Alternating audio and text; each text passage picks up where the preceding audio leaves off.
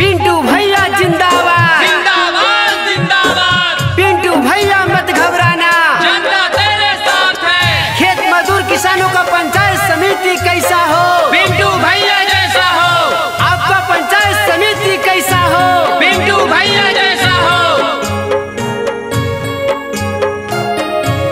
आगे माई हमारो पिंटू भैया हथिन गरीब बना के जन्म जी। आज सुनल ही गरारी पंचायत में बड़ी न के नम जी।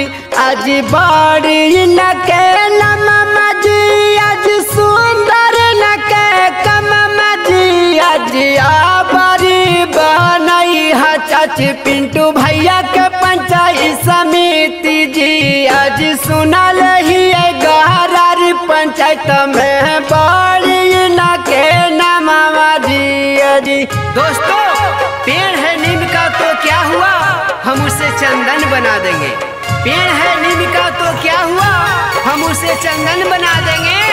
पिंटू भैया वो इंसान है, अगर आप लोग का साथ मिला तो गरारी पंचायत को लंदन बना देंगे।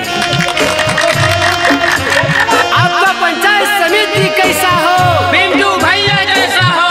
गरारी पंचायत का पंचायत समिति कैसा हो, पिंटू भैया जैसा हो।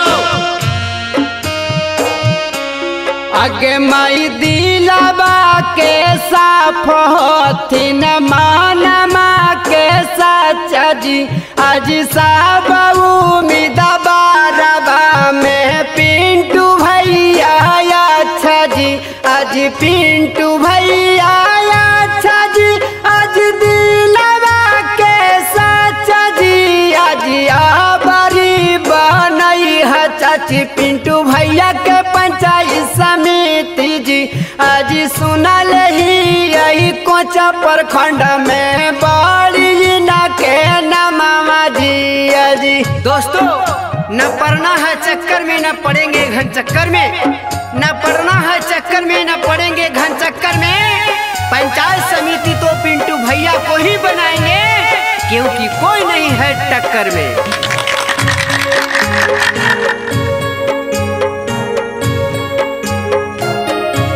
आगे महिमा जादूरा किसान भैया दी सब धया जी।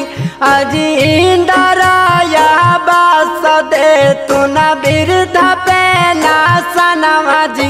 आज वृद्ध पेना सनमा जी। आज पाका के माँ कनमा जी। आज बड़ी बनई है चाचा पिंटू भैया के पंचायत समिति जी। आज सुनल ही गहरारी पंचायत में बड़ी न के नमामा जी। दोस्तों, हो गया है सवेरा, अंधकार को मिटाना है। हो गया है सवेरा, अंधकार को मिटाना है। जो हाथ में हाथ मिलाकर चले जनता के साथ, उसी को पंचायत समिति बनाना है।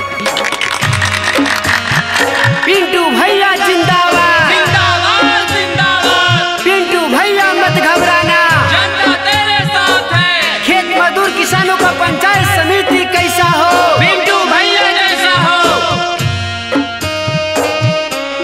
आगे माई गामे गली गली दे तुम बाना बाई जी। आज घरे घरे नाल जला दे तू लागा बाई जी। आज गाली बाना बाई जी।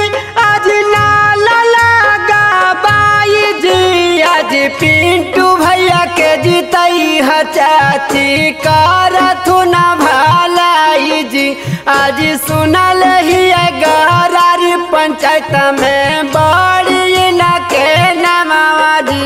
आज बड़ी न के नमामा जी। आज सुंदर न के कमामा जी। आज बड़ी बनई है चाची पिंटू भैया के पंचायत समिति जी। आज सुनल ही गहरारी पंचायत में बड़ी न के नमामा जी। आज सुनल ही यही कोचा प्रखंड में बड़ी बना के कमावा जी आज। Music by Manoj अलवेला।